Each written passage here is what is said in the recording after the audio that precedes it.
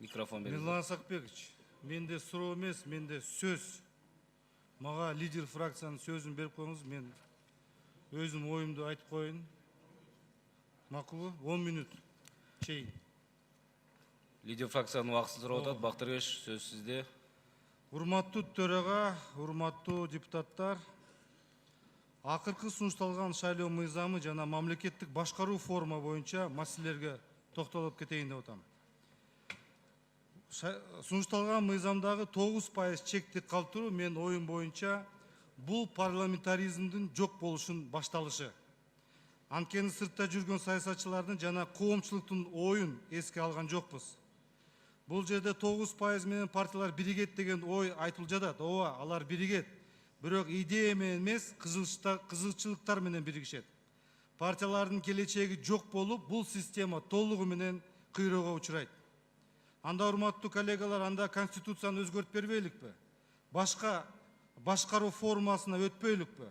Ошондо парламентке 2 же 3 партия өтүп келет. Партиялар эч нерсе чечпей, өкмөттүн жоопкерчилиги бүгүнкүдөй боло берет. Толугу менен жоопкерчиликти президентке өткөрүп бербейликпи? Анткени бүгүн эл башаламан башкаруу түшүнбөй жатат. Социалдык, экономикалык маселелер өкмөттө, а бүт суроолор мурдагыдай эле президентке болуп жатат. Ошол 2-3 партия кимдер? Абдан көп каражаты бар жана админ ресурс колдонгон партиялар, а башкаларга мүмкүнчүлүк болбойт. Саясий чөйрөдө плюрализм жана атаандаштык толугу менен жоголот. Украинада 3%га өтүшү зарыл деп жатышат. Грузияда болсо, Грузин кыялы партиясынын жетекчиси 0%га өтөбүз деп жарыя жасады. Анткени бийлик толугу менен бир партияда болбойт экен, бүт партиянын өкүлдөрү болсун деп оюн айтты. Дагы бир ой, урматтуу коллегалар. Балким 2024-жылдан баштап 1-январдан президент институтун жоебуз. Анткени бүгүн биз экс-президенттин макамын алсак, эртең эгерде соттолуп калса, ал институт дискредитация болуп калышы мүмкүн. Бүгүнкү күндө эң көп сындар жогорку кеңешке жана бизге президентке дагы айтылат. А бирок өкмөт кайда? Эч кандай жоопкерчиликти алгысы келбейт. Азыркы учурда соц тармактардын колдонуучулары эле коомдун пикирин жаратууда. Алар көп болсо 1000 адам.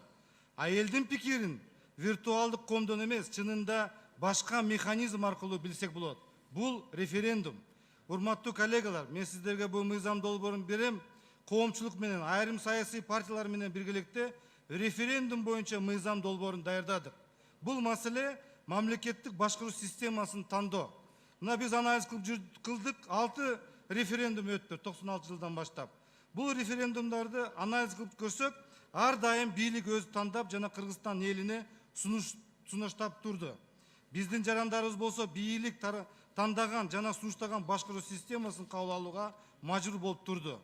Бирок конституциялык эл мамлекеттик бийликтин бирден бир булагы. Башкача айтканда, мамлекеттик башкаруу системасын бийлик эмес, Кыргызстандын эли гана тандоого укугу бар.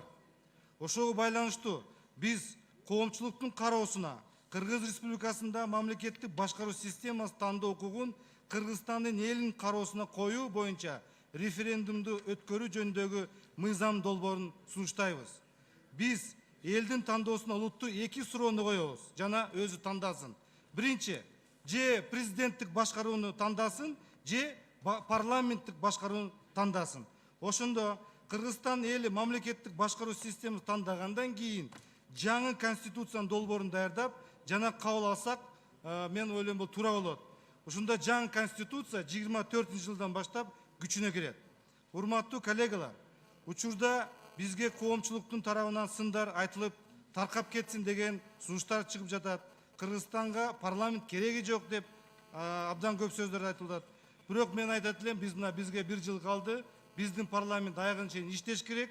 Ошо башкаруу формасындагы биздин парламенттагы бир нукка, бир туура багытка биз чечим чыгарыш керекпиз.